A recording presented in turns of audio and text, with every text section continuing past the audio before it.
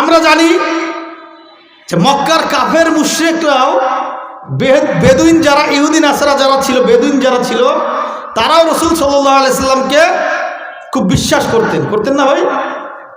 কিন্তু যখন নবুয়ত দান করলেন মহান আল্লাহ তাআলা, তখন থেকেই শুরু হলো তাদের যত নোংরা কর্মযজ্ঞ আমাদের প্রাণপ্রিয় রাসূল সাল্লাল্লাহু আলাইহি সাল্লামের বিরুদ্ধে, তাই না? আপনি সমাজে সত্যবাদিতা যখন আপনি প্রতিষ্ঠা করবেন, যখন ন্যায়পরায়ণতা থাকবে আপনার ভিতরে, যখন আপনি অন্যায়ের বিরুদ্ধে রুখে দাঁড়াবেন, যখন আপনি ভালো ভালো কাজগুলো করবেন, যখন আপনি সলাতে বিভিন্ন সামাজিক কর্মকাণ্ডগুলো আপনি পরিচালনা করবেন, সমাজে যখন নারীর অধিকার নিয়ে কথা বলবেন, সমাজে যখন একজন পুরুষের অধিকার নিয়ে কথা বলবেন, তখন এই সমাজে আপনি ঘৃণিত হবেন না, তখন আমি ঘৃণিত হব না। আমাদের এই কথাগুলো মানুষ সুন্দরভাবে মেনে নিবে না, ছেলেটা বা লোকটা বা ওই ব্যক্তিটা খুব ভালো কাজ করছে, সে সমাজে ন্যায়পরায়ণতার জন্য কথা বলছে, সে সত্য কথা বলছে, তার কাছে আমানতদারিতা আছে, তিনি ভালো একজন আমানতদার, আপনাকে সবাই ভালো বলবে, আমাকে সবাই ভালো বলবে, বলবে না ভাই? বলবে না? কিন্তু যখন সত্য বলবেন আপনি শিরক আর কুফরের বিরুদ্ধে, তখন আপনার জনপ্রিয়তা, আকাশচুম্বী জনপ্রিয়তা আপনার মাটির নিচে নেমে যাবে। এই শিরক বেদাতের বিরুদ্ধে কথা বলা এত সহজ নয়। শিরক এবং বিদাতের বিরুদ্ধে কথা বলা এটা যে কেউ পারে না। পারে? আল্লাহ তাআলা বলছেন, ওয়াকুল জাআল হক ওয়া জাহাকাল বাতিল ইন্নাল বাতিলা কানা যাহুকা। সত্য এসেছে, মিথ্যা বিলুপ্ত হবে। কেননা মিথ্যার স্বভাব, সত্য আসলেই স্বভাবগত জাত হিসেবেই মিথ্যা বিলুপ্ত হবে। আছে না? এই সমাজে মিথ্যা দিয়ে আমাদের মানুষগুলোকে বিভিন্ন কারাগারে বন্দী করে রাখা হয়েছিল না? সত্য চলে এসেছে, মিথ্যা বিলুপ্ত হয়ে গেছে, আলহামদুলিল্লাহ। এটা আল্লাহ তাআলার একটা হিকমা।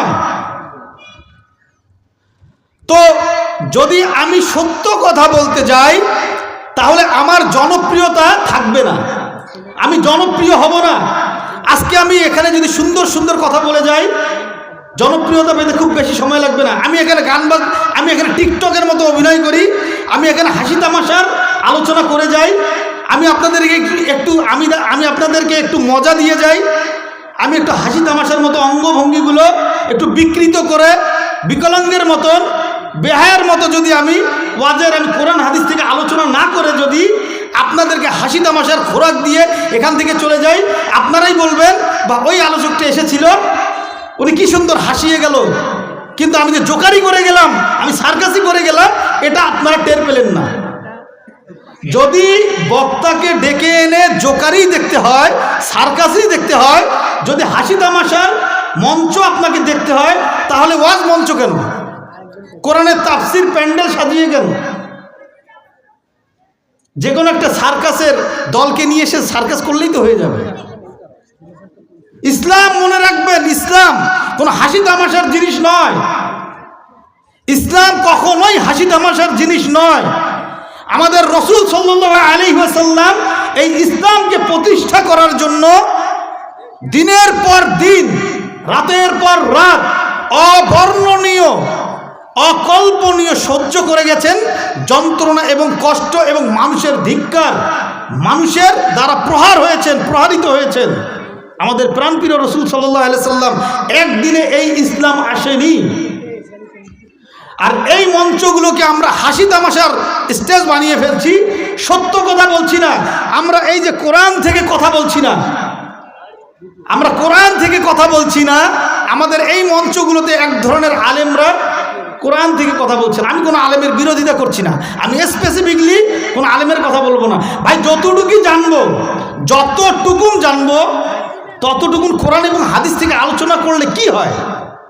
এই মুসলিম উম্মাহ তো কিছু না কিছু উপকার পাবে না ভাই?